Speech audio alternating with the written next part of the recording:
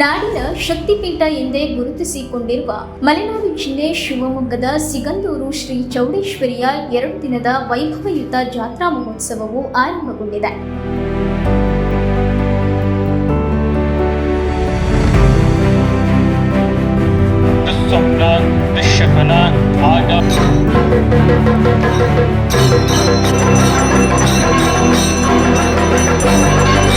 ಜಾತ್ರೆಯಲ್ಲಿ ಪಾಲ್ಗೊಳ್ಳಲು ರಾಜ್ಯದ ನಾನಾ ಮೂಲೆಗಳಿಂದ ಭಕ್ತರು ಆಗಮಿಸುತ್ತಿದ್ದಾರೆ. ಧರ್ಮದರ್ಶಿ ರಾಮಪ್ಪ, ಕಾರ್ಯದರ್ಶಿ ರವಿಕುಮಾರ್ ನೇತೃತ್ವದಲ್ಲಿ ಧಾರ್ಮಿಕ ಕಾರ್ಯಕ್ರಮಗಳು ನಡೆಯುತ್ತಿವೆ. ಜಾತ್ರೆಯ ಅಂಗವಾಗಿ ಚೌಡಮ್ಮ ದೇವಿಯ ಮೂಲ ತಡವಾದ ಹಿನ್ನೀರು ಪ್ರದೇಶದ ಸೀಗೆ ಕಣಿವೆಯಲ್ಲಿ ವಿವಿಧ ಪೂಜೆ ಹಾಗೂ ಹೋಮಗಳು ಜರುಗಿದವು. ಇದೇ ವೇಳೆ ಗಂಗೆಯ ಕಳಸ ಹೊತ್ತು ಸುಮಂಗಲಿಯರು ನೂರಾರು ಸಂಖ್ಯೆಯಲ್ಲಿ ಮೆರವಣಿಗೆಯಲ್ಲಿ ಪಾಲ್ಗೊಂಡರು.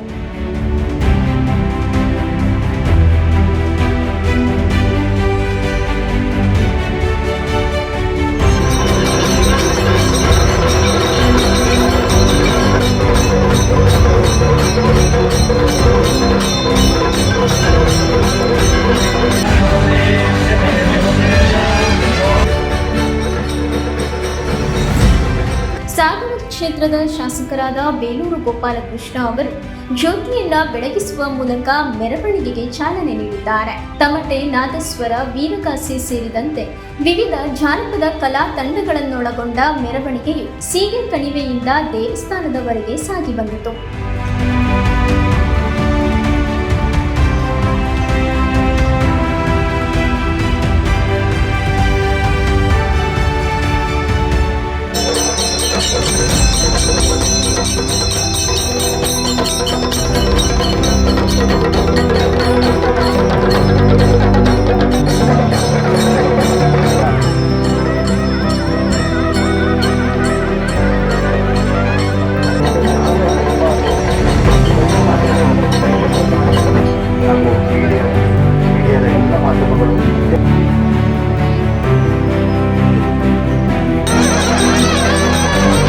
ಮಲೆನಾಡು ಪ್ರದೇಶ ಅಭಿವೃದ್ಧಿ ಮಂಡಳಿಯ ಅಧ್ಯಕ್ಷರಾದ ಮಂಜುನಾಥ್ ಗೌಡ, ಕಾಂಗ್ರೆಸ್ ಮುಖಂಡರಾದ ಶ್ರೀಕಾಂತ್ ಸೇರಿದಂತೆ ವಿವಿಧ ಪ್ರಮುಖರು ಭಾಗಿಯಾಗಿದ್ದರು.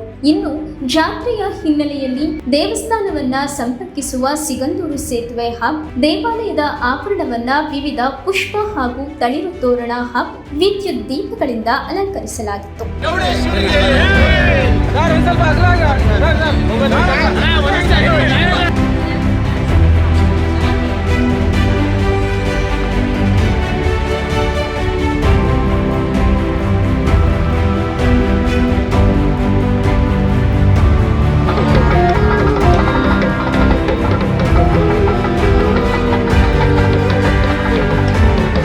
ಒಟ್ಟಾರೆ ಶರಾವತಿ ನದಿಗೆ ಅಡ್ಡಲಾಗಿ ಸೇತುವೆ ನಿರ್ಮಾಣಗೊಂಡ ನಂತರ ಜರುಗಿದ ಜಾತ್ರಾ ಮಹೋತ್ಸವದಲ್ಲಿ ಮುಳುಗಡೆ ಭಾಗದ ಜನರು ಸೇರಿದಂತೆ ರಾಜ್ಯದ ವಿವಿಧೆಡೆಯಿಂದ ಆಗಮಿಸಿದ್ದ ಭಕ್ತರು ದೇವಿಯ ದರ್ಶನ ಪಡೆದು ಪುನೀತರಾಗಿದ್ದಾರೆ.